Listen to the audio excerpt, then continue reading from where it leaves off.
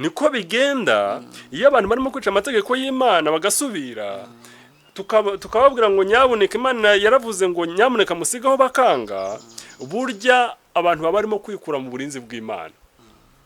Niko byagenze no kwa Midiyani.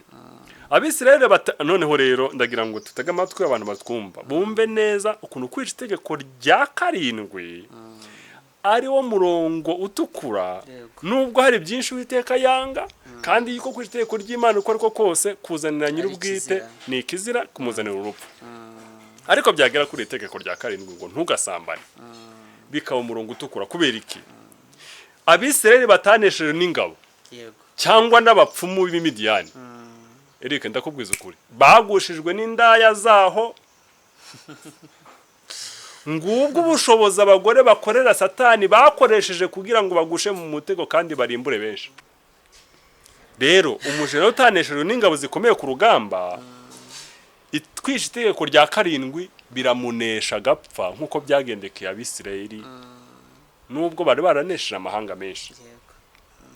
Uko ni ku rubyaro rwa Seti rwashutswe rukareka ubudahemuka bwarwo. Ubwo dusuye muri amateka twavuze mu bihe mu cyisho cyashize yuko abana bakomoka kuri Seti bateshutse umurongo w'Imana bisha itegeko rya 7 baragenda bajya kuryamana n'abana bakomoka kuri Kayini wari waragomeye Imana.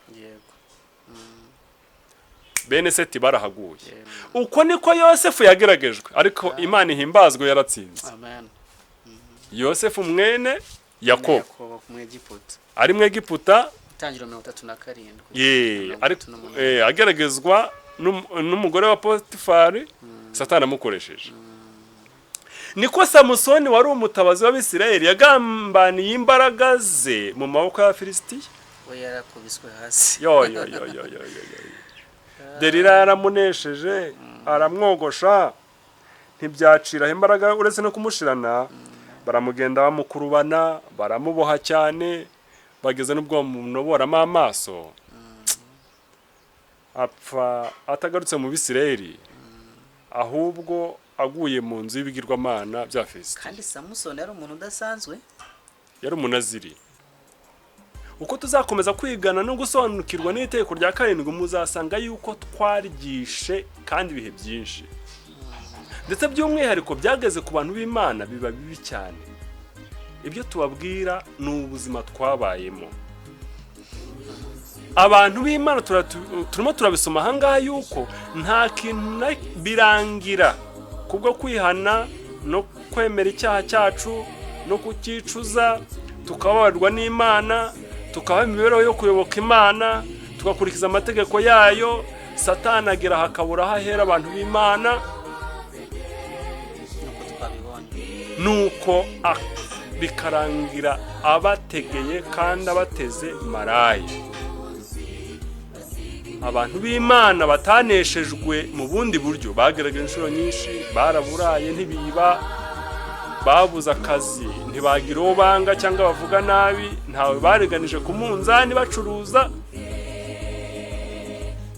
ntawe bareganije ibye ntawe bimuye urubibi rwe bakiranutse mu byo bari bashoboye byose kandi ndetse byose ariko Satani yacize umugambi wo kubagusha kandi bakarimbuka akoresheje itegeko rya 7. Ariko ubwo ubu umupasitoro ubu revera pasiteri ubu umupadiri ubu umubwiriza nkanjye abo bana ahubwo by'umwihariko Satani arabanga cyane kuko abashaka kuri mu rugingo bwabo.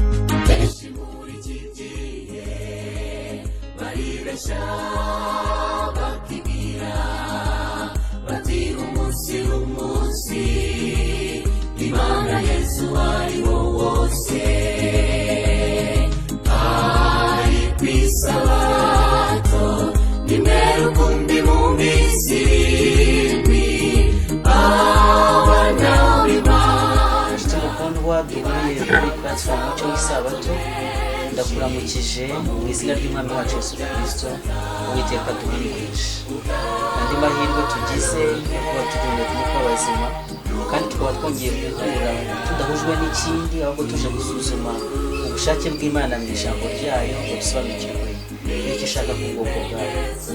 Njyewe tuvugana nitwa Imana, ndakubonera kuri iyi platform cyo w'isabato, kandi ntabwo nje njyenyine nanone, ahubwo nzanye n'umuvandimwe watuganirije ubushize, ahari abagarutse bwa mbere muramwibuka, abagarutse atari ubwa mbere muramwibuka, ariko kandi n'abaje bwa mbere nabo turaza kumusaba yongere atwibwire kugira ngo tuze kugendana tuziranye. Niringiye yuko tuza kugira ikiganiro cyiza kiza kutuyobora mu kurushaho kumenya iby'ubwami bw'Imana no kurushaho kwishimira ijambo ryayo. Mbere yuko tujya mbere rero, reka nsabe umuvandimwe, ndakuramukije mu izina rya Yesu. Amina. Sashimwe muvandimwe Eric. Nitwa Raymond Furaha, ku batari bamenyereye cyangwa se banyumvise bwa mbere. Nkaba nshimira Imana yuko yanyimenyekanishije, kandi uko nabivuze ubushize, mu bwenge bwanjye nkaba narahisemo kuhatuzamo Imana nzima. Kandi nubwo hari byinshi tumenya by'ubwenge, ariko nishimira cyane yuko kandi nifuza kugira ubumenyi bwagutse mu gitabo cyitwa Bibiliya, ahegeranirijwe iby'Imana yagiye ivugana n'abatubanjije kera, kandi harimo amateka n'amakuru meza. Ndi umwadiventisi umunsi wa karindwi, niho nkunze guteranira kugira ngo nungurane ubumenyi n'abavandimwe duhuje ukwemera. Kandi nahisemo kuba igikoresho cy'Imana, ni nacyo gituma bungu uyu mwanya ari umwanya n'uburyo bwihariye nagiye mbona mu myanya myinshi y'umuhe byatambutse. Murakoze. Turagushimiye rero ko wongeye kugaruka kutuganirira. Abo tutabanye ubushize turi kuganira ku mategeko y'Imana, Furaha ari kutuganiriza ku itegeko rya 7 ritubwira ngo ntugasambane. Mbere yuko rero dusubukurira aho twari tugejeje, ngiye kugusaba n'ubundi udufashe mu isengesho mbere yuko dutangira. Reka n'abadukurikiye dusenga Imana. Umuremyi wacu uhabwa icyubahiro. Amen. Tugushimiye ko uyu mwanya utagutunguye, ahubwo byose ko byabereyeho kuguhesha icyubahiro, kandi ubitegura mbere, none birasohoye, uhabwa icyubahiro. Amen. Turahanga rero nk'ibikoresho byawe, kandi tuje kwiga ijambo ryawe no kurisangiza abo duhuje umurage, kugira ngo twese turusheho kwinjira mu bwami bwawe no kukuyoboka. Amen. Kandi tukuyobokesheje ubwenge n'umutima, kugira ngo urusheho kwishimira imirimo yawe yo kuturema n'ibindi byaremwe. Umwuka wawe wera arushaho kwagura intekerezo zacu, kandi arushaho gusobanura ibyakurusha uko twe twabisobanuza ubwenge n'iminwa yacu. Abamarayika bo mu ijuru babane natwe, tukugereho umugisha, tubisabye Data mu izina rya Yesu. Amen. Amen.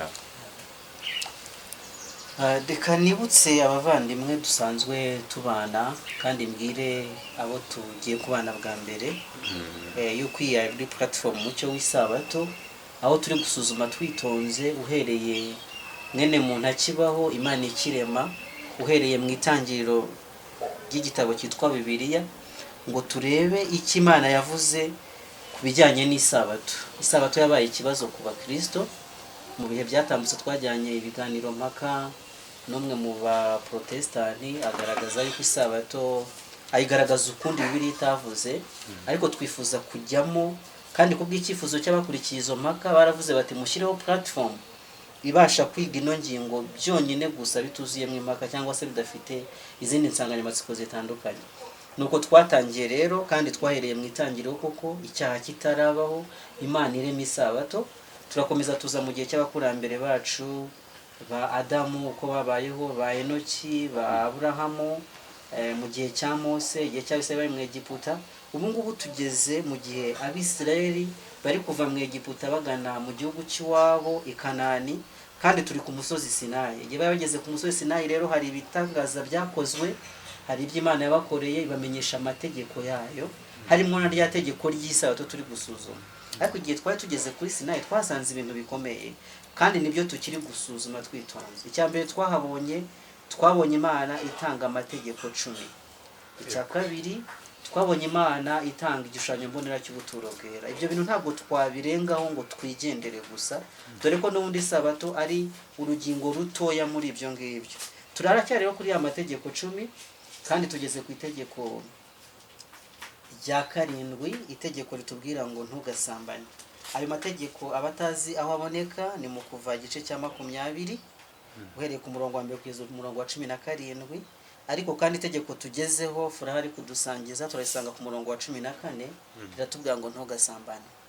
Furaha ubushize watuganirije ibintu bikomeye, utwereka iby'iri tegeko ubusobanuro bwabyo. Watubwiye yuko gusambana bisobanuye kurarikira cyangwa se kugira ibikorwa byo guhuza ibitsina hagati y'umugabo n'abagore barenze umwe, cyangwa se igitsina gore kirenze umwe, cyangwa se hagati y'umugore n'igitsina gabo kirenze umwe. Nuko nguko wabivuze. Ariko hari tuzakomeza kureba no muri iki gihe, kuko harimo n'abagore bahuza ibitsina byabo, hari n'abagabo bahuza ibitsina byabo.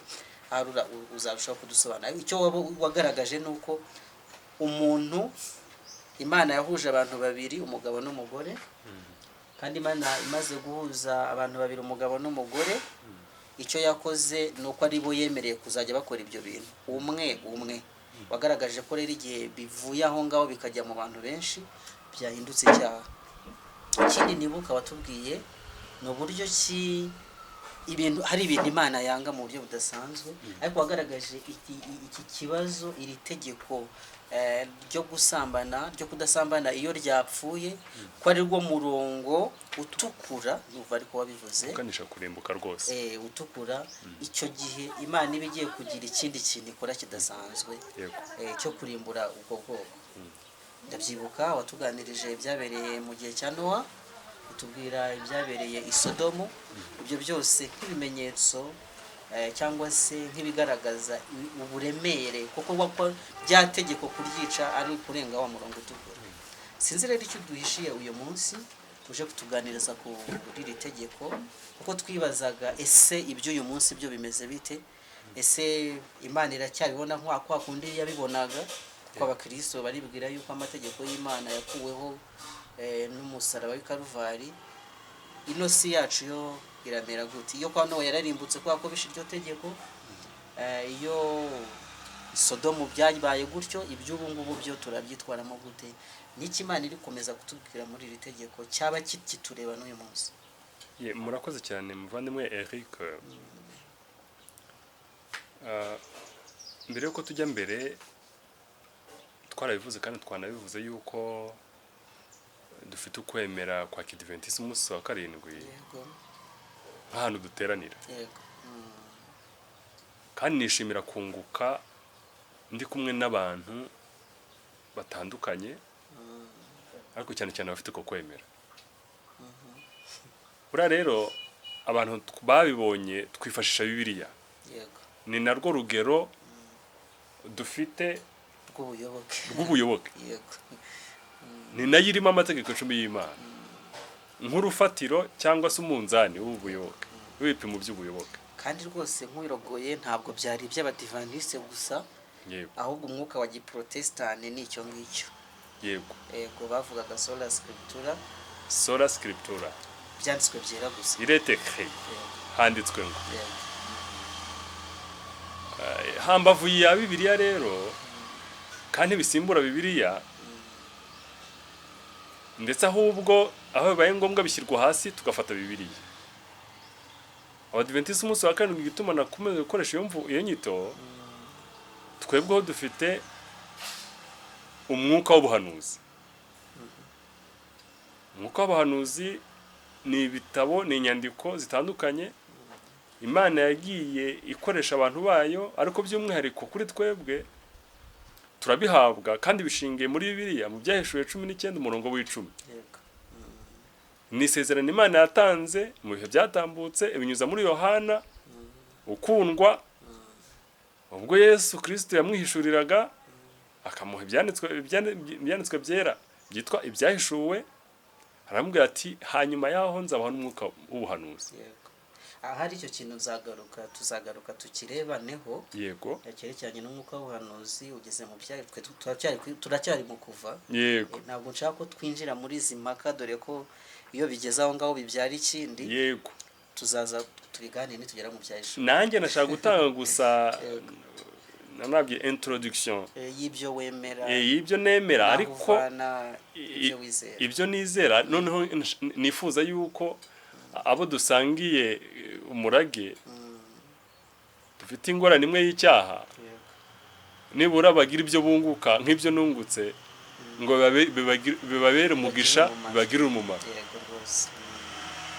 Muri ibyo bitabo rero harimo igitabo cyitwa Intambara Ikomeye. Igituma nabivuze gutyo kiranazwi yewe n'abatari abadiventisi umunsi wa karindwi benshi muragifite mu mago yanyu.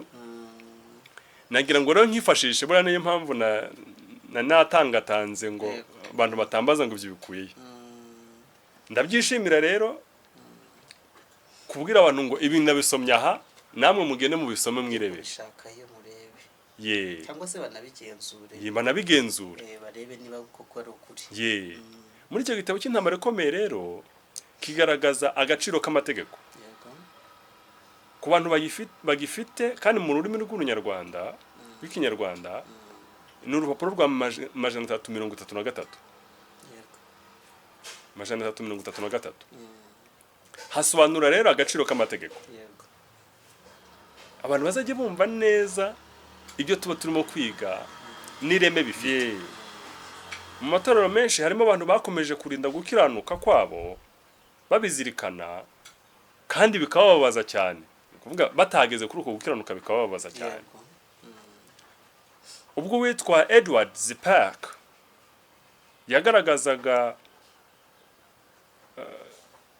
akaga mu by'idini mu by'imyemerere yego kari kariho muri icyo gihe cye. Yaravuze ati inkomoko imwe rukumbi yako kaga ko gusubira inyuma mu byobokamana no gukiranuka kari uko ababwiriza birengagiza gushimangira amategeko y'Imana. yego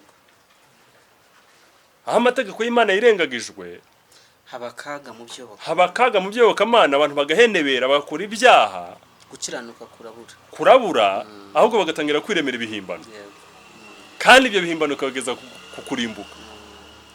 Yaravuze ati mu bihe byashize uruhimbi rwagaragaragaho ijwi ry'umutima nama kuvuga uretse n'inyandiko ahubwo amategeko y'Imana ijuru riyashyira mu mutima w'umuntu maze hakaboneka ijwi rimubwiriza binyuze mu bwenge bwe n'umutima nama we. Ababwiriza bacu rero b'Imena batangaga ubutumwa butangaje mu bibwirizwa byabo bakurikiza icyitegererezo cya shebuja ariwe Kristo. amen Bakerereza amategeko y'Imana amabwirizwa yayo ndetse n'ibihano bigenewe abatayubahiriza. ariko suretse ibyo uri gusoma batugiye kuri gusoma Intambara Ikomeye page ya 333 nawe urahamanya n'uyu mwanditsi yuko icyitegererezo cya Yesu Kristo ari uko yabwirizaga amategeko y'Imana n'ibihano bizanirwa uwayishe. Turahagera hasi turagira hasi icyo gisunda nimpagera ariko ni gatoya ntabwo ari kure. Nimpagera ndabwira umva cya igisubizo cya kibazo cyawe. Basubiragamo imvugo y'ingenzi y'uburyo bubiri ivuga ko icyo nicyo gisubizo cy'ikibazo cyawe. Basubiragamo imvugo y'ingenzi ni ukuvuga ababwiriza bo mu bihe byashize yego kandi b'abanyamwete bakurikiza icyitegererezo cya Kristo. yego basubiragamo imvugo y'ingenzi y'uburyo bubiri ivuga ko bakabitsindagira mu nyandiko amategeko ni inyandiko yo gukiranuka kw'ijuru, yego kandi ko umuntu udakunda amategeko y'Imana aba adakunda n'ubutumwa bwiza, kubera ko amategeko y'Imana kimwe n'ubutumwa bwiza ari indorerwamo igaragaza imico nyakuri y'Imana. Akadomo. amen Krisito rero ari mu isi yigishije iby'amategeko y'Imana n'akaga kazana no kuyica, aranabihamya muri Mateyo 17 umurongo wa 5:17 aravuga ati mva ndababwiza ukuri ko yewe kugeza aho ijuru n'isi bizashirira nta n'akadomo, akadomo bayise mu Kingereza ni iota, ni ka akadomo kaba kari hejuru ya i, yego ngo ka akadomo kari hejuru ya i nako ntikazavaho mu nyuguti zigize zanditse z'amategeko y'Imana. ngira ngo hari n'abantu bajya bibwira yuko amategeko Yesu Kristo yayakuyeho koko bakagaragaza ibyitegererezo by'abafarisayo, ariko muri icyo gice cya 5 cya Matayo Yesu Kristo ntabwo yararikiye abantu kureka gukiranuka kw'abafarisayo, dore ko yenda tuzagusuzuma nitugera mu gihe cya Yesu gukiranuka kw'abafarisayo kwari uko inyuma gusa, ahubwo Yesu yarababwiye ngo nimutagira gukiranuka kuruta uko abafarisayo, bivuze ngo uko abafarisayo no gukiranuka ariko kutuzuye, baritwararikaga kutuzuye. Yesu rero ntabwo avuze ngo ntacyo bimaze, ntabwo yavuze ngo ntibyuzuye, mukeneye ibiruta ibyo. Hamwe n'ibyo rero ibyaranze umurimo wa Krisito ni ubutumwa bwiza. Yego Nese ubutumwa bwiza ni iki? Yabigishije inama y'agakiza n'imigambi Imana ifite inyoko muntu yo kumucungura ikamukiza icyaha cyamuzaniye urupfu, akabona ubugingo buhoraho kandi ubugingo busendereye. banzi iyo ngingo inama y'agakiza nayo itari bwumve na benshi. Reka mbivuge mu mvugo yanjye yoroheje ariko kandi mu buryo bwumvikana mu bugufi. Mbere y'uko umuntu aremwa, mu kureba kw'Imana data wa twese kuko afite ubwenge bwahuranye ibihe, yabonye ko umuntu agiye kurema azahitamo nabi akanyuranya n'ubushake bw'umuremyi we, ari cyo kwica amategeko y'Imana, agakora icyaha kikamuzanira urupfu. Imana yabibonye bitaraba. Hanyuma ijuru ribaza ngo turakora iki? Uyu muntu turamuremera iki? Se tumureke uyu mushinga tuhagarike cyangwa tuwukomeze? Nituwukomeze ko harimo ikibazo, maze baravuga ati oya, ahubwo iki kibazo tubonye kizavuka reka tugikemure dutya. Bategura ikindi gika cya kabiri cy'umushinga, bavuga ngo uyu muntu tumureme yego, kandi ko azahitamo nabi, ariko urupfu ruzakurikira amahitamo ye mabi, reka dushaka uburyo twarukuzaho igitambo cya Krisito. Azagenda abane nawe, hanyuma amwigisha inzira nziza, amwerekere wubwe abeho imibereho ikiranuka yumvira amategeko y'Imana. Hanyuma aho kwagukiranirwa kwa muntu kwageze, aba ariho gusimbuzwa ahubwo gukiranuka kwa Krisito, we wumviye ubushake bw'Imana 100%. Ngo umunyabyaha niyemera kwakira none ko gukiranuka kwa Krisito, kwemera gusa yuko ari umunyabyaha kandi akeneye kugirirwa imbabazi n'Imana, noneho ahinduka umukiranutse bitamuturutseho, ahubwo ari ugukiranuka kwa Krisito. Izo nama uko ari ebyiri, reka mvuze biri mu kabibiri. Iyo kurema umuntu, iyo myanzi ibiri, yo kurema umuntu niyo kumucungura, icyo nicyo twita inama y'agakiza. Ngira ngo kandi Yohana 3:16 ni isomo rizwi na benshi. Tuvuga ngo kuko Imana yakunze abari mu isi cyane, yego, byatumye itanga umwana wayo w'ikinege, ngira ngo kugira ngo umwizera atarimbuka, ahubwo ahabwe ubugingo buhoraho. Iyo niyo declaration ya wa mwanzuro wafashwe kera, umuntu tutarabaho, n'Adamu atarabaho. Imana yacishimwe cyane. Imana nagatangaza. Nibwo butumwa bwiza kandi. Ubwo nibwo butumwa bwiza. Yesu rero yarabubwirije mu gihe arakiriwe, aranabukorera kuko niwe butumwa bwiza niwe wabusohoje rwose bakrisito yego kuko inama y'agakiza yasohoye ku musaraba ubwo Kristo yaramaze kwitanga ngo byose abyuzuze rero umuntu abe afite ibyiringiro byo gukira ku buryo nta muntu uzitwaza umuntu narimbuka napfa azize ibyaha by'akarimbuka azaba yizize ubwe. namaze kubwira abantu b'Imana ko kuri Sinayi tuhabonera ibintu bibiri. Cyambere ni amategeko y'Imana turi kuvugaho, amategeko 10 yanditse ku bisate bibiri by'amabuye. Yego. Icya kabiri ni ubuturo bwera. Yego. Nibwira ko ibyo bintu iyo nama y'agakiza izarushaho gusobanuka neza igihe tuba turi mu buturo bwera. Muzamugize neza cyane. Muzabyitondera. Imana izadufasha. Kuko bifite ipfundo rikomeye cyane ry'agakiza kacu kuruta uko abanyamadini benshi babisobanura. Ngira ngo ubuturo bwera nta nubwo abantu bajya butinda. Ndanabararikira abantu bo mu matorero atandukanye iyi ngingo y'ubuturo bwera bazayikurikirane bakwiye kuyiga no kuyigisha niba Imana ibibemereye kandi nabo bakayemerera ko ibigisha kugira ngo babone babisangiza abandi.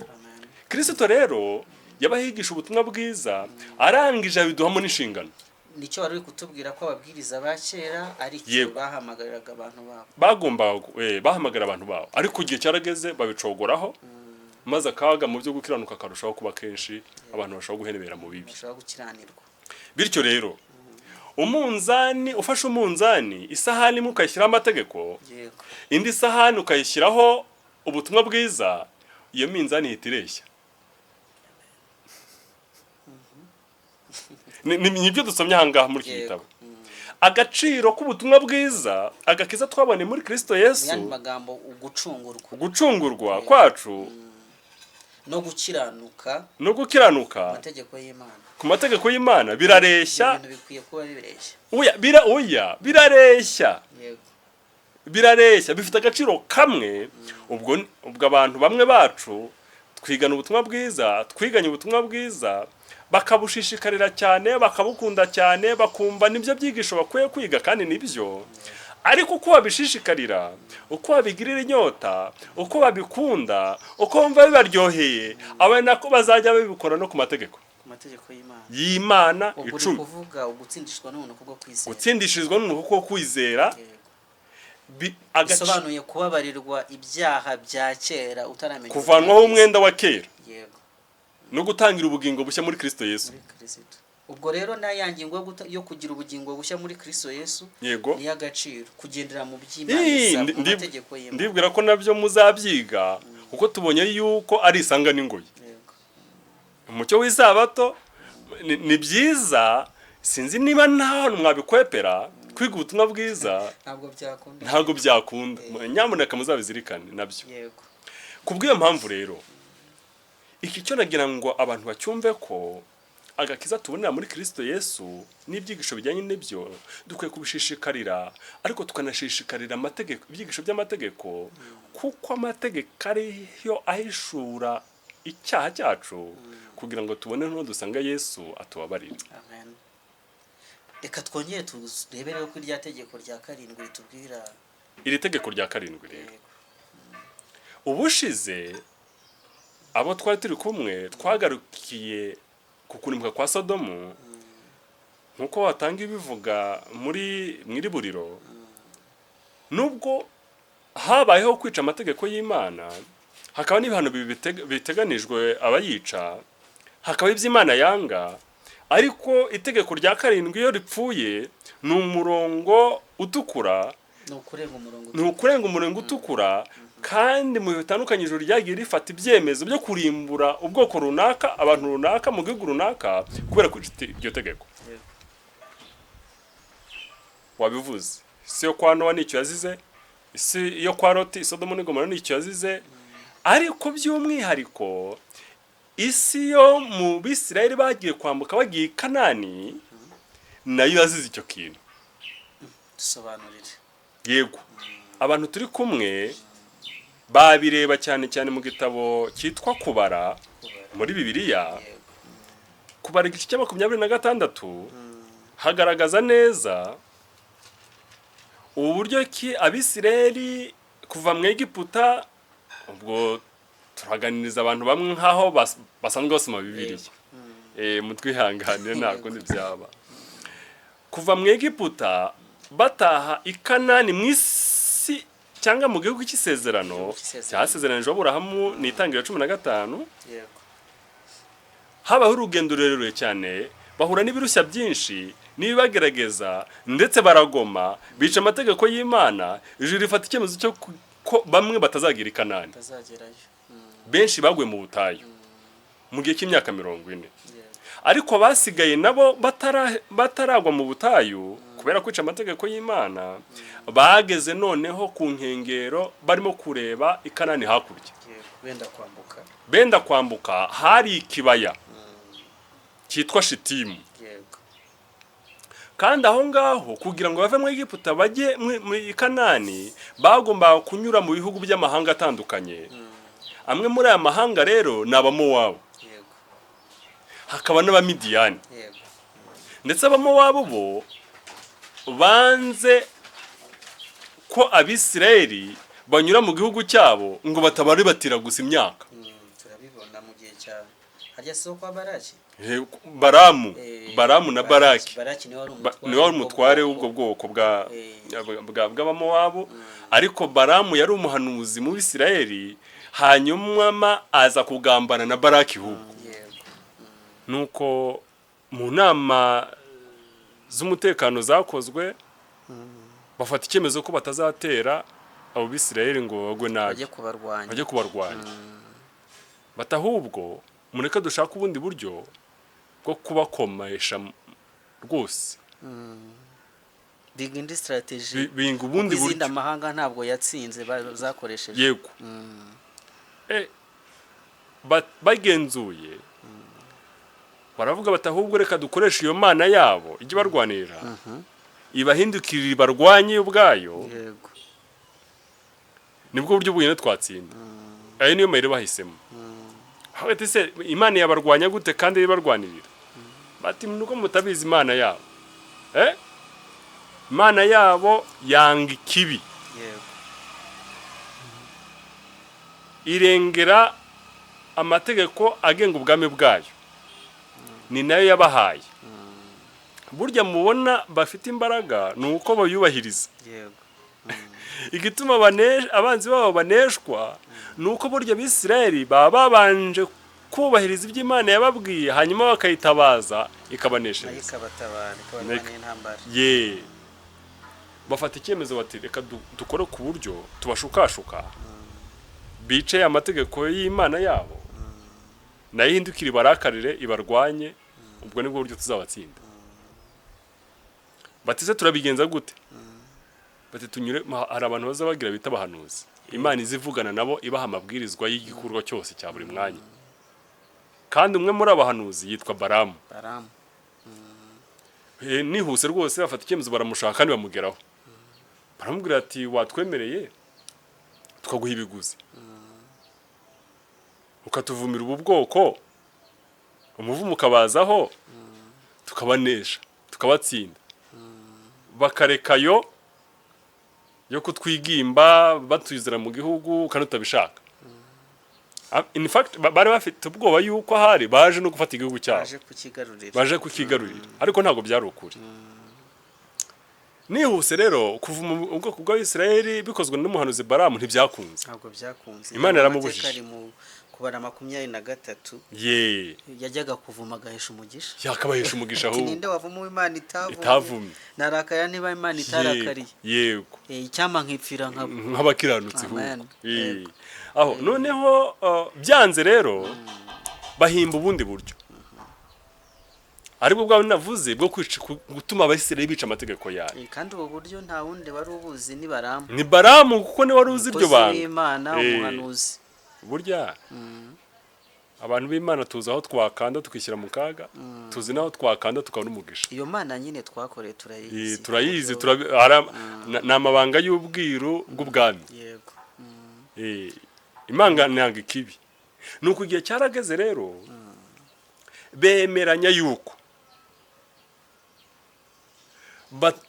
bategura ibirori mu gihugu bikomeye, bagahamagara bagategura inzoga zose zikomeye, bagategura imiziki n'imizindaro, bakaririmba indirimbo kandi bakabyina yego bazunguza umubyimba y'imibiri yabo. Hanyuma bagateguramo imihango yihariye yo kuramya ibigirwamana basengaga abamowabu n'abamidiyani. yego Kandi mu kusenga imana zabo bazisengeraga zabaga zubakiye ku tununga tw'imisozi. Urankurikira n'abadukurikira babizirikane. yego Nuko bakazizihiza basambana ku gasozi.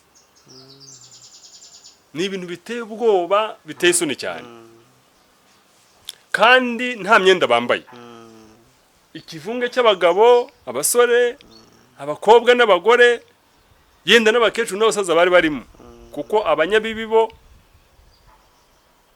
nta konje bagira niko bamwe bazabivuga. Kandi ntabwo bisaba ukuze cyangwa se umwana. Ahubwo abanyabibi usanga rwose barakamejeje bafite imbaraga zidasanzwe bagakora ibintu bidasanzwe bibi cyane. Nuko bati ibyo birori rero tuzabitumiremo Abisirayeli.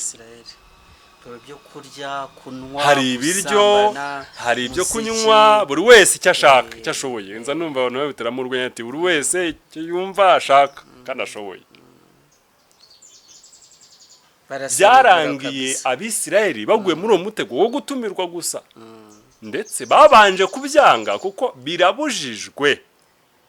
Byari bibujijwe n'ubu birabujijwe ko abantu b'Imana bagirana ubumwe bwatuma basangira mu birori n'abatubaha Imana. Kubera ko bazagenda bazahita bahura n'umutego wo kunywa no kurya ibyabuzanijwe Imana itemera ko binyobwa n'indi mico y'ubunyacyaha bahuramo nabyo. Nuko babanza kubyanga, ariko igihe kiragera bamaze kumva imiziki n'imizindaro bivuga batari ko wajya kwirebera. reka tujye kwirebera. Wajya kwirebera gusa hari ingorane. Byarangiye rika twihuse kuko atari ikigisho twateganije kuko ni kirekire. Birangira binjiye mu birori, barabyina, baranywa, bararya, basambana n'abamidiyani. Imana ibaha ibihano harimo na mugiga. Mugiga ibicamo 24 umunsi umwe ngira ngo. Niba nibuka neza cyangwa se hagati y'umunsi umwe n'itatu. yego Nuko ibyo bihano byahawe Abisirayeli rero kubera icyaha bakoresha itimu. Byarimbuye abantu bari barasigaye muri ya mbaga nini nakubwiye. Yari imaze imyaka igera kuri 40. Ibwiwe aya magambo ngo ntibazabura gupfira mu butayu. yego Abasigaye bahuye n'ibi byago. Rero byarakomeje. ngira ngo ayo mateka ari hano mu kubara 25 25 ngo Abisirayeli bagumisha itimu abantu Yego. batangira gusambana n'abamowabukazi Yego kuko babararikaga ngo baze mu itamba ry'ibitambo by'Imana zabo. yego Abantu bagatonora bakikubita hasi imbere y'Imana zabo. Ngira ngo nibyo bari nibyo myotana ni mukobabwira naye mateka nandi kuvugaho. Yego nibyo birori by'abanyebibi. Noneho umurongo wa 9 yego abishwe na mugiga tubwiye ko batewe na mugiga icyo gihe. yego Bari inzove 2 n'ibihumbi 4. Ubwo ni ibihumbi 24. 24. Ye umuvumo wo kurimbuka kw'Abisirayeli wahoshejwe n'umugabo bita Finiyasi. Yari umuhungu w'umutambyi bitaga Eliyazari wasigariye kuri Aroni igihe yapfaga nawe akoze icyaha cyo kwitira ubushake bw'Imana. Yego Nuko abonye Abisirayeli barimo barapfa bishwe na mugiga, azirikana amenya yuko burya ari ukubera ko bishe amategeko y'Imana harimo itegeko rya 7. yego afite naryo ryari ryapfuye. Ni naryo ryari ryapfuye mu kuri. Ibindi byari nk'imyiteguro yo kuryica. Nuko arababara kandi azirikana yuko nta kindi cyabihagarika keretse ko agira icyo akora. Yego Nuko ngo agiye kubona Umwisirayeli agiye kuzana umukobwa w'Umidiyani amwinjije mu ihema rye, ubwo ni mu nzu. Nuko asambana nawe. yego Finiyasi arinjira afata icumu arinjira araribatera abahwanya bombi rirabahinguranya. Uwiteka abonye uko gufuhira amategeko y'Imana no kwanga ikibi kwa Finiyasi, afata icyemezo avana umuvumo ku Bisirayeli, mugigira hagarara. Nguko uko rero abagiriye ubwoko bw'Imana umugambi mubi bashize nabo barapfuye. Yego. Abamidiyani bakoze ibi nabo barapfuye. Yego. Kuko nihe nsomye murongo wa 16. Yego. Wacyagisha 25. Yego. Uwiteka bwa Mose ati girira abamidiyani nk'ababisha. Yego. Bici. Nuko isomo rivuga. Barashize nabo rero. Ababisha kuko batumye wa mugambi wo kugira ngo Baraki avume cyangwa se atume ubwoko bw'Imana bukurwaho umugisha yawugezeho binyuze mu cyaha cyo gusambana cyo kwitegeko rya 7. Igihe rero bicaga amategeko y'Imana ubwo n'Abisirayeli kubwo kwemera gushukwa, uburinzi bari bafite bwakuweho. Iyo abantu bisha amategeko y'Imana cyane cyane ngiri rya 7 nyo tubonye ku munota wa nyuma bagiye kwinjira i Kanani, kandi mu Kanani hagereranywa no kwimurwa tuva muri isi tujya mu ijuru. Cyangwa ayo makuru aratureba kuko ibyabaye ni nako Paulo atubwira ati byabereho kuba kabarori, kutubera kabarori. Ayo makuru aratureba cyane. Rero uko bicaga amategeko y'Imana kubwo kwemera gushukwa, uburinzi bari bafite bwagiye bubakurwaho. Aba ngo iyo abantu b'Imana bakomeje kubereza amategeko noneho. Wamyumvise rike n'abatwumva. Iyo abantu b'Imana bakomeje kubereza amategeko yayo, nta kuragura kwa mu bwoko bwa Yakobo, nta bupfumu buba mu Bisirayeli. Icyo gihe rero imbaraga zose n'uburiganya bya Satani birakoreshwa kugira ngo abongira bagushe mu cyaha. Iyo bavuga yuko abafite amategeko y'Imana rero, iyo bahindutse bakica ibyaye mategeko ategeka, sibyo? Satani ageze kuri wa mugambi we bagusha mu cyaha kandi bakabikora nabo. Ubwo baba bitandukanyije n'Imana kandi ntibashobora guhangana n'abanzi babo. Biragaragara ku bwoko bw'Abisirayeli. Arike, umfasha tubyumve neza. Igihe uzabona igihugu runaka, abaturage b'igihugu runaka bishora mu bibi, bakica amategeko y'Imana, harimo n'itegeko rya 7, ukabona mu gihugu ubusambanyi bwabaye gikwira, uzaba witeguye ko byoroshye ko igihugu n'abaturage bacyo bashobora gushira. Bari kwikura mu burinzi bw'Imana. Barimo kwikura mu burinzi bw'Imana, kandi ubwo barimo kwitanga mu maboko y'abanzi babo. Yego. Ariko Erika, tukivuga ibi nyemerera dusome Yesaya 24 n'umurongo wa 1. Yego. Tumanuka hepfo. Twihuta ariko. Turimo turashimangira amahirwe ari mu kumvira Imana, amategeko y'Imana, ariko nakaga kari kuyica, mu kuyagomera. Niba hageze wakwihuta tugasoma. Dore Uwiteka arahindura isi umwirare. Arayiraza. Arayubika. Atatanya abaturage bayo. Yego. Ibizaba kuri rubanda bizaba no ku mutambyi. Yego. Bizaba ku mugaragu bizaba no kuri shebuja. Bose. Bizaba ku muja bizaba no kuri nyirabuja. Yego. Bizaba ku muguzi bizaba no ku mutunzi. Yego. Bizaba kuguriza abandi bizaba no kugurizwa. Bizaba kuguriza inyungu bizaba no kumwishyura. Yego. Isi izanyagwa ihinduka umwirare rwose. Yego. Kuko Uwiteka ari we uvuze iryo jambo. Yego. Komeza. Igihugu kirarira kandi kibaye umuhonge. Aho genda buke. Ubu tugeze hano kubwiraga noneho. Igihugu kirarira kandi kibaye umuhonge. Isi icitse intege ibaye umuhonge. Abanyacyubahiro b'isi bacitse intege. Abanyacyubahiro nabo bacitse intege byabashobeye. Komeza. Kandi isi ihumanyijwe ihumanyijwe n'abaturage bayo. Kuko bisha amategeko. Bagahindura ibyategetswe n'Imana. Bakica isezerano ridakuka ryari nakubwiye ngo barayamanitse baravuga bati ibyo Mose atubwiye ibyo Uwiteka atubwiye byose tuzabikora. komeza. nicyo gitumye umuvumo utsemba isi, nicyo gituma umuvumo utsemba isi, n'abayibamo bagatsindwa n'urubanza, n'abayimo bagatsindwa n'urubanza. nicyo gitumye abaturage b'isi batwikwa hagasigara bake. Nushaka kugarukira nicyo burya nimubona igihugu cyashize abaturage bacyo bashira, muzajye mumenya ngo mwibaza ngo mbese ngo nta cyabaye, harimo no kwica amategeko y'Imana. Kandi biragaragara koko nkuko turi kureba amateka, turi kwirebera wa murongo utukura. Yego, turi kureba amateka yabaye mu gihe cya Nowa, yego, bikagenda uko. Amateka yabaye mu gihe cya Kisodomu kwa Ruti, bikagenda uko. Yego, none tugeze no mu gihe cya Mose, yego, ku rugabano rw'Ikanani ishitimu, nabwo bigenze gutyo. Yego, ubwo niko bigenda, mu yandi magambo niko bigenda. Iyo abantu barimo kwica amategeko y'Imana bagasubira, tukababwira ngo nyabuneka, Imana yaravuze ngo nyamuneka musigaho bakanga, burya abantu baba barimo kwikura mu burinzi bw'Imana. Niko byagenze no kwa Midiyani. Abisirayeli noneho rero ndagira ngo tutege amatwi abantu batwumva bumve neza ukuntu kwica itegeko rya 7 ari wo murongo utukura. Nubwo hari byinshi Uwiteka yanga, kandi yuko kwica itegeko ry'Imana uko ariko kose kuzanira nyir'ubwite ni ikizira, kumuzanira urupfu.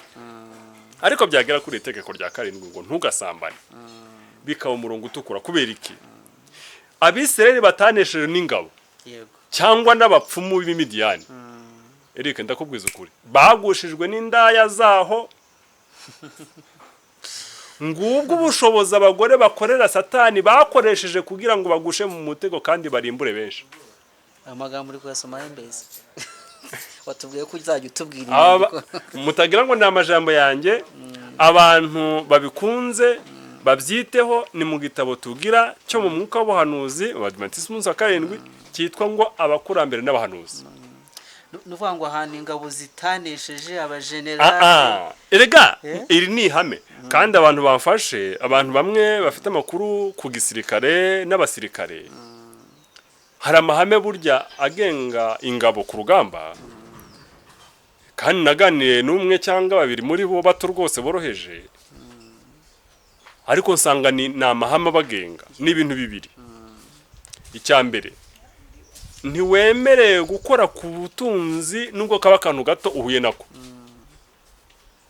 Ubwo reka nkoresha imvugo yoroheje kugira ngo tubyumve. Nubwo wasanga hari igarama imwe y'ibuye ry'akazahabu, ni ukuvuga ni akantu kangana n'agasenyi nibura, kari ahantu runaka ukamenya ko ari zahabu, ntiwemereye ugafata ngo ashyire mu mufuka. Icya kabiri ariko, ukuriye kwivanamo igitekerezo cyo gukorana imibonano mpuzabitsina n'umuntu uwo ari we wese mugira ku rugamba. Yego, ndababwiza ukuri ku makuru mfite, keretse habonetse umuntu utuvuguruza. Ibyo bintu bibiri iyo ubyishoyemo, ukemerera umutima wawe, ndavuga umusirikare, ukemerera umutima wawe gufungukira ibyo bintu bibiri bikinjira muri wo, ntabwo utera intambwe nini. Uretse gutsindwa urugamba, uhasiga n'ubuzima byihuse. Kuko binyibutsa amagambo Yesu yaravuze ngo aho ubutunzi bw'umuntu buri niho n'umutima uzawe. Birumvikana neza rero, ishyize umutima ku butunzi uhuye nabyo, ukifuza gusahura akantu ngo wabonye keza, ukifuza umugore cyangwa umukobwa uhuye nawe utanazi, ukajya gusambana nawe umushyizeho n'imbaraga kubera ko uri umusirikare uri kurwana, umutima wawe uri aho ngaho, ntabwo ujya ku rugamba. None Abisirayeli bataneshejwe, ni kusomye, bataneshejwe n'igisirikare gifite amaboko, generali utaneshejwe n'undi mu generali ufite ingabo nyinshi, aneshwa n'abagore.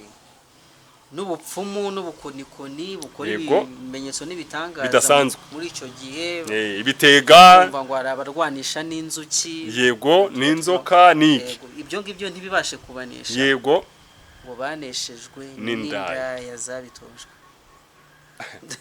zabigize akamenyero kandi nk'umwuga. Yewe na hafi y'aha ngaha ndi ni mu gihugu cy'u Rwanda, birumvikana. Ubanza hari amakuru avuga yuko hari umujenerali wazize indaya, ndetse ashobora kuba atari umwe ahubwo barenze umwe. rero umujene utanesheje n'ingabo zikomeye ku rugamba itwishe itegeko rya 7 biramunesha gapfa nkuko byagendekeye Abisirayeli nubwo bari baranesheje amahanga menshi.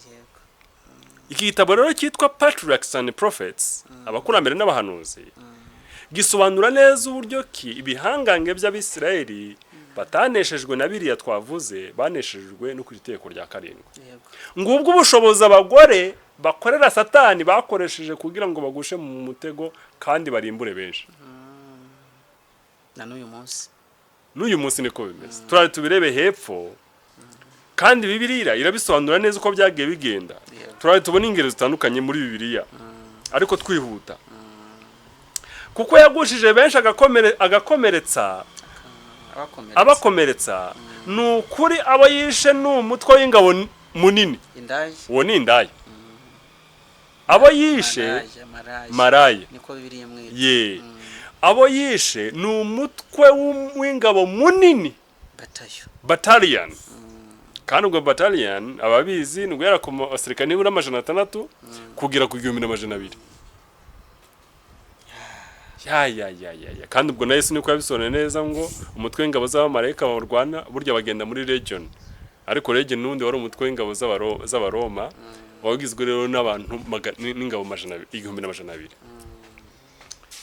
Ngahe baze umuntu usanzwe udafite imbunda, udafite icyuma, udafite umugozi, udafite iki ye udafite n'uburozi, agakoresha umubiri wo gusa akarimbura battalion y'abasirikare 1200. Ari umuntu umwe. Kandi ubwo ni nyinshi. Uko ni ku rubyaro rwa Seti rwashutswe rukareka ubudahemuka bwarwo. Ubwo dusuye muri amateka twavuze mu bihe mu cyigisho cyashize yuko abana bakomoka kuri Seti bateshutse umurongo w'Imana, bishe itegeko rya 7, baragenda bajya kuryamana n'abana bakomoka kuri Kayini wari waragomeye Imana. Bene Seti barahaguye. Kandi urubyaro rwakiranukaga rwahenebereye mu bibi. Abakwa Seti. Uko niko Yosefu yageragejwe, ariko Imana ihimbazwe yaratsinze. Yosefu mwene Yakobo ari mu Egiputa Tangiro 37. Ariko ageragezwa n'umugore wa Potifari, Satani amukoresheje. Niko Samusoni wari umutabazi w'Abisirayeli yagambaniye imbaraga ze mu maboko ya Filistiya. We yarakubiswe hasi. Yo. Delila yaramunesheje, aramwogosha, ntibyacira imbaraga uretse no kumushirana, baramugenda bamukurubana, baramuboha cyane, bageze n'ubwo bamunoboramo amaso. Apfa atagarutse mu Bisirayeli, ahubwo aguye mu nzu y'ibigirwamana bya Filistiya. Kandi Samusoni yari umuntu udasanzwe. Yari umunaziri. Yari umuntu uhangana n'igihugu n'ingabo z'igihugu. Yego. N'ingabo z'igihugu rwose n'ababashinari twavuga. Niko Samusoni wari umutabazi w'Abisirayeli agambaniye imbaraga ze mu maboko y'Abafilistiya. Binyuze muri yandaya. Mu ndaya Delila. Aho yaneshaga abasirikare, akica abasirikare 3,000. Abicishije urwasaya gusa rw'intare. Niba ntibeshye. Yego nta grenade yakoresheje. Nta grenade yakoresheje, nta stream. Ukuboko kwe gusa n'urusaya akubita nk'uko afatibuye ukagenda ukubita umuntu. Wagira ngo zari robots. Ariko barabasirikare. Iyo munyembaraga cyane. Samusoni yari umuntu numwe mu bantu birivuga wavutse kuri gahunda y'Imana. Uretse ko nabandi twavuze kuri gahunda y'Imana ariko yavutse kuri mission. Kuri mission yihariye. Kandi avugwaho n'Imana ateguzwa mbere. Nyina ahabwa n'amabwirizwa adasanzwe. Ariko umugore amugeze imbere aramugusha yica iteko rya 7. Kandi imbaraga ze zirangiriraho. Aho niho Dawidi yasitaye. Wa muntu wari ufite umutima uhuje n'uko Imana ishaka. N'uko Imana ishaka. Nawe agaragazwa n'umugore atari umugore wamugerageje, ahubwo ubwe havumbukamo igitekerezo cy'uko iteko rya 7 afata Batisheba aryamana nawe ntibyatinda kubwo kwishinja ikibi no gushaka kugihisha aho kwihana ahubwo yica n'umugabo we ibi bigenda rushaho ariko Imana ihimbaza ko Dawidi byarangiye yihaniye. Amen. Nuko aravuga ati muri Zaburi ya 50 na 51 aravuga ati data wa twese unkureho urubanza rw'inyama y'umuntu. Ati kuko ntigeze nkuyisha ibicumuro byanjye. Aha rero ni naho Salomo umwami warushaga abandi ubwenge Yego. yahindukiye imbata y'irari maze arekura ubunyangamugayo bwe kubw'iyo mbaraga mbi ituma umuntu atubwenge. N'amagambo arakomeye. Berike abadukurikira ahari wakwijyamo kareba amateka yawe cyane cyane ku muntu mukuru, ubura umukobwa, ubura umugore, ubura umukecuru, ubura umusaza, ubura umugabo, ubura umusore, kandi ubwo n'abana nabo sinabura kubibabwira kuko hari abana bagira ingorane bagakura imburagihe. Mu science mu bumenyi busanzwe tubyita uburwayi cyo twita puberté précoce, ku buryo ku myaka 7 aba ari umuntu mukuru imisemburo yatangiye gukora nk'ibisanzwe. Ibyo bigero byose rero n'uwa afite impamvu yihereye yatuma agira ibyiyumviro byo kwifuza imibonano mpuzabitsina, nimusubire inyuma murebe hamwe nanjye uko tuzakomeza kwigana no gusobanukirwa n'iteko rya 7 muzasanga yuko twaryigishe kandi ibihe byinshi, ndetse by'umwihariko byageze ku bantu b'Imana biba bibi cyane. Ibyo tubabwira ni ubuzima twabayemo. Abantu b'Imana turimo turabisoma ahangaha yuko nta kintu birangira kubwo kwihana no kwemera icyaha cyacu no kukicuza, tukababarwa n'Imana, tukaba imibereho yo kuyoboka Imana, tugakurikiza amategeko yayo. Satani agira hakabura hahera abantu b'Imana nuko twabibonye, nuko bikarangira abategeye kandi abateze maraya. Abantu b'Imana bataneshejwe mu bundi buryo bagerageje inshuro nyinshi, baraburaye ntibiba, babuza akazi ntibagira uwo banga cyangwa bavuga nabi, ntawe bareganije ku munzani bacuruza, ntawe bareganije ibye, ntawe bimuye urubibi rwe, bakiranutse mu byo bari bashoboye byose kandi ndetse byose, ariko Satani yacuze umugambi wo kubagusha kandi bakarimbuka akoresheje kwica iteko rya 7. Nta wakiranuka ngo arushe Dawidi, kuko kugeza ubwo Imana yatanze itangazo iti mbonye umugabo uhuje nuko umutima wanjye ushaka. Yego. Nta wakiranuka ngo arute Salomo. Salomo avuganye n'Imana ikamuha ubwenge bwayo. Amahanga yose agashika aje kureba uyu mugabo ni muntu ki, uburyo atwara ubuzima bwe, uburyo apanga ibintu bye, uburyo apanga ibyo mu nzu, imitako, ubwenge bwose. Yewe n'abanyafurika bagiye bava muri Afurika bakajya kumusanga muri Isirayeli, tubigeranye na Isirayeli y'ubu ngubu, ariko arangagushwa na maraya. Kwica itegeko rya 7 ryagiye rituma ibihangange mu byo kuyoboka Imana no kuyubaha bagushwa n'iryo kwica itegeko rya 7, nubwo ibindi babinesheje. Bavandimwe, tukiraha, niba waragerageje kandi ukabugeragezwa n'uyu munsi nk'uko byambayeho, nk'uko bishobora kuba bindiho kandi bishobora kuba bikuriho, ntucike intege. Twabonye yuko aho iteko ry'Imana ryapfuye haza umurengezi. Yesu yapfuye urupfu twari gupfa kugira ngo nitumwemera tukemera icyaha cyacu tukihana, noneho tubone ubugingo buhoraho, tubarwe gukiranuka kwe, atwambura uko gukiranirwa kwacu, noneho tube dufite ibyiringiro by'ubugingo buhoraho.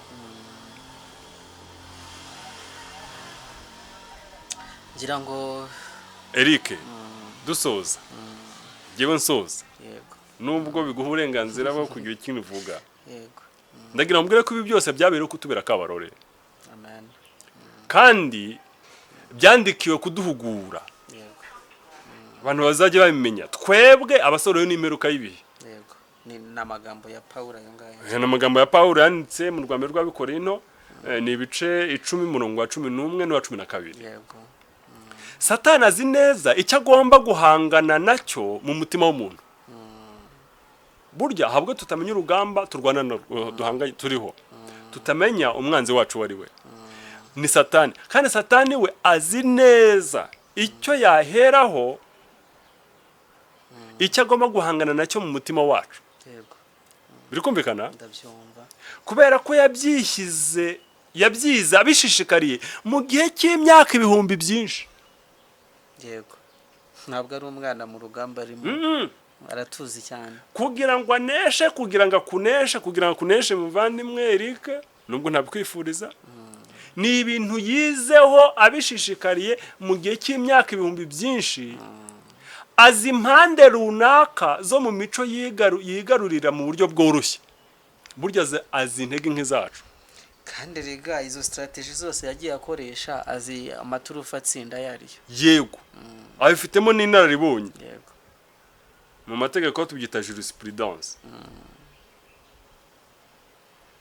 Kandi mu bisekuruza byinshi byagiye bikurikirana, byumve neza wowe dukurikiye, yagiye agerageza kugusha abagabo bakomeye, ibikomangoma mu Bisirayeli, akoresheje abantu badafite imico ishikamye, akoresheje ibigeragezo nk'ibyageze ku ntego yabyo, bari pewori hahandi muri cya kibaya cy'ishitimu. yego Mu bihe byagiye bikurikirana rero, habayeho abantu badafite imico ishikamye kandi bagiye banyerera ku bitare byo kunezeza irari ryabo. Ubwo twegereza iherezo ry'ibihe, hano nagira ngo nsoreze Eric, abantu bumve yuko ku iteko rya 7 ni umurongo utukura, kandi Satani nawe azi neza yuko iki kintu biragoye ko abantu bakinesha. Kubw'iyo mpamvu niyo nyunda kubitisha abantu, akawuza ubugingo buhoraho ku iherezo ry'ubuzima bwabo, cyangwa se tusatira iherezo ry'isi yacu, twinjira muri Kanani yo mu ijuru. Mu bihe byagiye bikurikirana, yego, ubwo twegereza iherezo ry'igihe rero, ubwo ubwoko bw'Imana bahagaze ku ngabano z'i Kanani yo mu ijuru, nk'uko yabigenje kera, Satani azakuba kabiri umuhati we kugira ngo abuze ubwoko bw'Imana kwinjira mu gihugu cyiza cyane. Imitego ye ayitega umuntu wese. Wowe twumvise dusomye ngo iki? Ngo imitego ye ayitega umuntu wese. Nanjye ndimo nawe arimo. Eric, ndagira nkubwire yuko kino cyaha kiganje kwa nyiri ubutungane. Papa mu kicaro cya kwa Papa i Vatican, iki cyaha kiganjeyo amaraporo menshi n'amakuru menshi mwagiye munayabona. Ubwo Satani ntagatinya abakaridinari babasaza. yego babasaza hari n'abakatiwe rwose ibifungo yuko batasambanye gusa ahubwo batinganye. Amakuru tugenda tuyabona rwose. yego Nimwumve yuko rero ni icyaha Satani ni umutego kwica iteko rya 7. Ni umutego atega umuntu wese. so uyu duhaye urugero rw'abakaridinari ni Roma. Ntabwo wumva yuko Papa bundi iyo izina ry'icyubahiro bamwita nyiri ubutungane. yego Ni abantu abakleregy, ni ukuvuga abantu bavuga ko biyeguriye Imana, ni abantu dufataho urugero rwo gukiranuka. kandi bamaze no kurahira amahame yuko ibyo bintu rwose batazabikora, ntaho bahuriye nabyo, ko batazashaka abagore, nta nanone bazahurira nabo. yego ariko naho cya kigeragezo kibari uyu mutego wabagezeho ubanza ni naho rwose Satani yawushinze. Ariko ubwo ubu umupasitoro, ubu revera pasiteri, ubu umupadiri, ubu umubwiriza nkanjye, abo bantu ahubwo by'umwihariko Satani arabanga cyane kuko abashaka kurimura ubugingo bwabo. Ntabwo abatarize n'abatarateye imbere mu muco aribo bakeneye kurindwa gusa. Gusa ntibihwanye nabyo nitwa tuvuze hejuru ra bya bindi ko babandi bari hejuru bize baminuje bababwiriza banabitinzeho. Nibwira ko abize bari kuvuga ari abize cya gitabo cya Bibiliya bakiga n'amategeko y'Imana n'ibihano bizanwa no kuyica. Ntabwo iki cyigisho kireba abatarize Bibiliya cyangwa abatabwiriza Bibiliya. Yego. Ahubwo n'abayibwiriza n'abayize cyane bakacukumbura kirabarira ko uyu mutego nawo urabafata.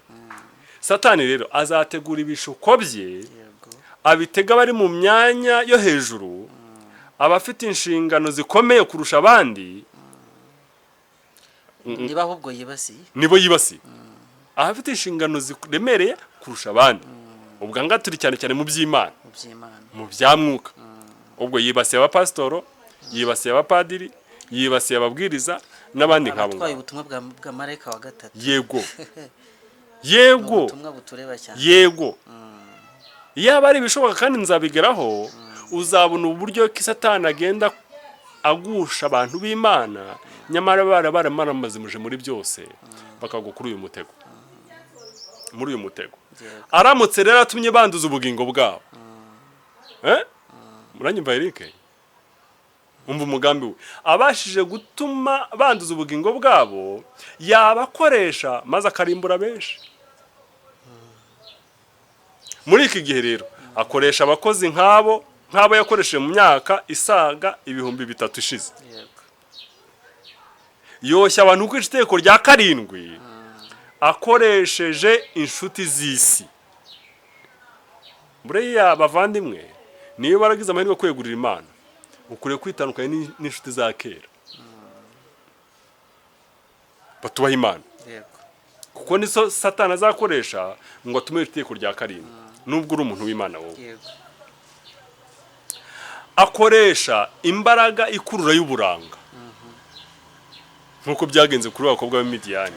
Kandi ibyari icyo gihe bisa cyangwa se wasanga ibiri ubu bisa n'ibyari biri. Ahubwo birakomeye cyane, birabiruta cyane. Kuko itakuburanga cyangwa se kubugaragaza byanateye imbere. Yego. Ubwenge bwaragwiriye. Imyenda kora amavuta yo kwisiga biteye ubwoba cyane. Biteye ubwoba. Gushaka akuruza abantu kushaka kwinezeza. Akuruza abantu kuvuyarara. Kurya kunywa abantu bagasinda. Abantu bahora bakora ibirori. Kuburudika, uburudani.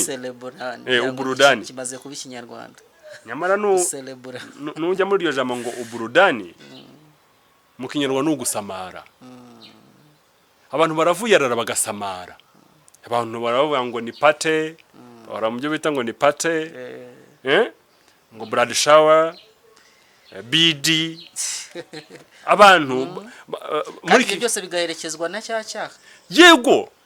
Kuko kuvuyarara bibanziriza iki cyaha byanze bikunze birangira iki cyaha kibaye.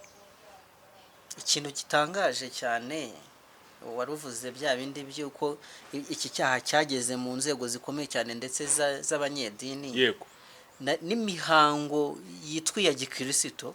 Yego. Akenshi na kenshi bayuzuyemo uku kuvuyarara. Ibyo no kure. Kandi biherekezwa no kwica rya. Gose. Ku buryo bisa nkaho abaririmbyi bakrisito nabo baherekeza ibyo bakora ya mihango abaramyaga ibigirwamana bibari pewori bakoraga n'ubundi yo gusambana kutunga. Satani rero twabonye akoresha inshuti z'isi, imbaraga ikurura y'uburanga, gushaka kwinezeza, kuvuyarara mu byo kurya n'ibyo kunywa, ibirori cyangwa inzoga. Muvandimwe ukinywa ku kiraro cy'inzoga. Cyangwa zazindi Satani yakoze azita ngo ni jus. Ngo yenage.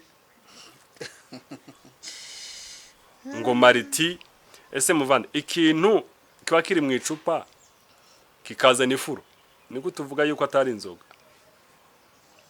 banza cyaba ikintu icyo ni ikindi kibwaho impaka. ariko se muvande uriyemeza ukanywa inzoga ukumva koko iki kirere uzakizamuka ubona ubwami bwo mu ijuru. Ibi byose ni ibiteguriza kwija iteko rya karindwi. Satani yabanje gushora Abisirayeli mu bikorwa by'ubusambanyi no kwiyandarika mbere y'uko abajyana mu gusenga ibigirwamana. Twabibonye abasuzugura ishusho y'Imana maze bakanduza urusengero rwayo ariyo mibiri yacu. Twabonye mu rwandiko rwa mbere rw'Abikorinto ibice 6 ye ntibazashidikanya gukora ikigayisha Imana kinezeza ibyifuzo byo mu mitima yabo yabaye akahebwe. Gutwarwa n'irari bica intege imbaraga z'ubwenge, ndetse kandi bikangiza ubugingo. Imbaraga z'ubwenge n'imico mbonera zigwazwa kandi zigacibwa intege no kunezeza irari rya kinyamaswa. Bityo ntibishobokere uwabaswe n'irari gusobanukirwa n'inshingano yera amategeko y'Imana asaba. Ntaha agaciro impongano y'ibyaha byacu ari wese Kristo, cyangwa ngo aho ubugingo agaciro kabwo nyakuri. Abantu birangira mwene banga bishoye mu byaha bibi nk'ibi ngibi birangira baniyahuye. Ntabwo ubugingo usanga nta gaciro na gato. Yaba bwa none n'ubuzaza nabwo. Ineza, gukiranuka, ukuri, kubaha Imana no gukunda ibyera, ibyo byose bitunganye kandi akaba ari nabyo byifuzo byiza bihuza abantu n'ab'ijuru, yo bikongorwa n'umuriro w'irari by'ubusambanyi. Ubugingo buhinduka itongo ryijimye, ubuturo maze ubugingo bwahinduka ubuturo bw'imyuka mibi y'abadayimoni, ndetse n'icyari cy'inyoni zose zanduye kandi zangwa. Abantu bari mu ishusho y'Imana baramanurwa bakagera ku rugero rumwe n'urw'inyamaswa kubwo kwica itegeko rya karindwi. Nsoza rero Eric, Paulo yanditse avuga kuri itegeko rya karindwi rwambere rw'Abikorinto n'ibice 6 twatumaze kwavuga. Aravuga ngo ibyaha byose bikorerwa inyuma, ariko icyaha cy'ubusambanyi cyo gikorerwa imbere mu mubiri. Ngo nuko rero muzibukira ubusambanyi. Uwiteka bahira. Amen. Ngira ngo abantu b'Imana mu buryo bw'umwihariko abahamagawe n'Imana mu gihe giheruka tumaze n'ubutumwa numva butureba cyane nkurikije igikawa twinjijemo uyu munsi cyo kwirinda irari ry'uburyo bwose, cyo kwirinda gutera intambwe ziganisha kuri cya kibi, kwirinda ibirori bitera gusamara, kwirinda inzoga, kwirinda inshuti mbi. Ngira ngo wavuze ingingo nyinshi cyane, kandi izo ngingo n'ubundi abantu b'Imana bakunda kuziga. Turabizi yuko kwitungira amagara mazima ari ukuboko kw'iburyo kwa marayika wa gatatu. Ibyo byose igihe bigenda byirengagizwa biraza gutuma abantu batera ya ntambwe. Ushoreje ku magambo akomeye cyane ko bya byifuzo byiza, kwa gukunda iby'Imana, kwa gukunda kuvuga ubutumwa bwiza bigenda bigakongorwa n'irari, maze umutima w'umuntu ngo ugahinduka itongo ryishimye kandi utuwemo n'imyuka mibi. Imana idufashe cyane kugira ngo twumve ubutumwa bw'Imana. Cyo ngushimira muvandimwe nuko wongeye kutuzana mu buryo bw'amateka, uhereye mu gihe cya kera igihe Imana yatoranyaga Seti ngo ahinduke ubwoko, azakomokwe n'ubwoko bwubaha Imana. Uko ibintu byagiye bigenda utugeza kwa Nowa, utugeza kwa Loti, utugejeje mu gihe cy'Abisirayeli kwa Mose, utugejeje kwa Dawidi, kwa Salomo n'ahandi. Ibyo byose biratubera akabarore nk'uko wabivuze. Rero nahacu kugira ngo turusheho gutekereza cyane, kandi buri wese asuzume uko arwana.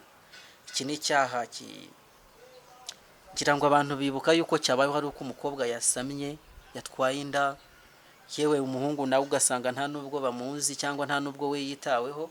Ariko twamaze kubona ko ari icyaha kireba buri wese, kandi Imana yanga urunuka, kandi kije kuhinduka icyaha gisa nkaho gishyizeho umupfundikizo w'ibi byose. Kandi koko hari icyo maze kubona mu magambo usomye, nuko bya bindi igihe byagendaga byirengagizwa ni ruto n'ubundi byari biri guteguriza cya kintu kizapfundikira ibindi. yego Imana idufashe rero kugira ngo turusheho kugendera mu bushake bw'Imana, tumaramaje, twirinda cyane, twikomeze kuri Krisito azadutsindira. amina. Watubwiye ukuntu maraya arimbura biteye ubwoba cyane, aho ingabo zabashije gunesha we ngo azarimbura amabatayo n'amabatayo, kandi arumva kandi arumva, kandi hano harakoresheje. ngira ngo rero utwemerere, kubera yuko ndumva hari ahantu tutageze mu isi ya none, ntabwo tuyinjiyemo. Wakomeje kutubwira amateka, utubwira n'ingaruka zizanwa nabyo, turabibona neza rwose n'uburyo icyo cyaha gitegurirwa. Ariko ndifuza cyane yuko uzadufasha tukinjira mu isi ya none, tukareba mbese ishusho y'ubusambanyi muri iki gihe imeze ite, mbese nta makuru bidufitiye by'ibyenda kubaho nk'uko byabaye mu kindi gihe. Ahari ikiganiro gitaha, reka ari aho tuzongera gusubukurira ndetse tubashakira umusozo w'iri tegeko, kuko urumva ko ni rigari, ntabwo twarirangiza. Ahari naryo ryari kugira abantu barikoraho umushinga, nk'uko dufite umushinga w'umucyo w'isabato, ngo bagaragaze ko abantu bakwiriye kuzibukira gusambana. Ngiye kugusaba rero, nk'uko twatangiye dusenga, uze kudufasha mu isengesho risoza, hanyuma tuzasubukura ubutaha. murakoze. Noneho abadukurikiye, reka dusenge Imana dusoza iki cyigisho. Mana nzima, uhabwe icyubahiro. Nta mutekano ushobora kubonekera mu nzira zawuzanyijwe. Ntabwo waba uzi byiza bidukwiriye ngo bituvutse. Turadushyiriyeho amategeko, harimo n'itegeko rya 7 ngo ntugasambane. Twarabyize kandi tuzakomeza kubyiga ngo dusobanukirwe n'icyo dushaka binyuze muri iri tegeko. Ubidusobanurire Data. Ariko igikomeye, uturinde inzira zose twahuriramo na maraya. Turinde kurya no kunywa bidutera kuvuyarara. Turinde ibirori bibi, turinde inshuti z'isi, turinde ibisindisha, inzoga n'ibindi bituma imitima yacu n'ubugingo bwacu byishimishwa nabyo, kandi bikatuganisha kuri itegeko rya 7. Wese umuhe kwisuzuma, kandi ahasanga yaraciye ukubiri n'itegeko rya 7, umuhe kwemera rwose yuko yagomye, kandi umubashishe kandi umwereke yuko witeguye kumwakira n'amaboko yose nk'umwana wawe. Tugire neza rero, Mwuka Wera arushaho kubana natwe no kutwigisha ibirenze ibi, tubisabye Data mu izina rya Yesu, amena.